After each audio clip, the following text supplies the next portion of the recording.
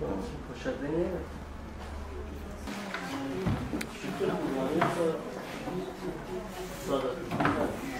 Tamam abla.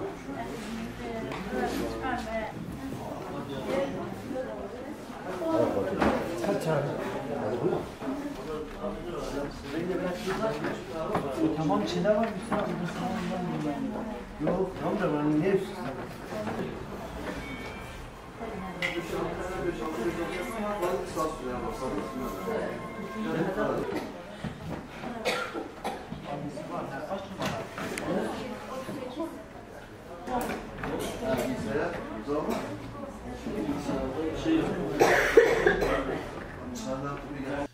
Bizler vakıf olarak hem yurt içinde hem yurt dışında belli başlı faaliyetler yürütüyoruz.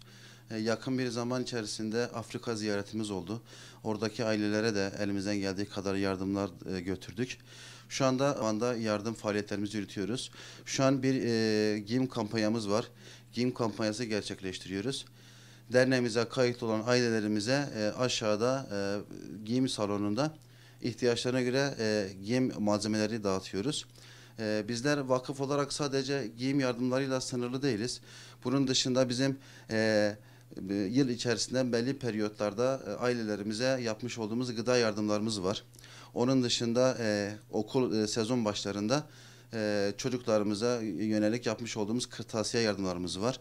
Bunun dışında bayramlarda kurban eti, bayramların dışında adak, akika ve şükür kurbanları keserek onların evlerine bir nebze de olsun bir lokma et götürmeye gayret gösteriyoruz.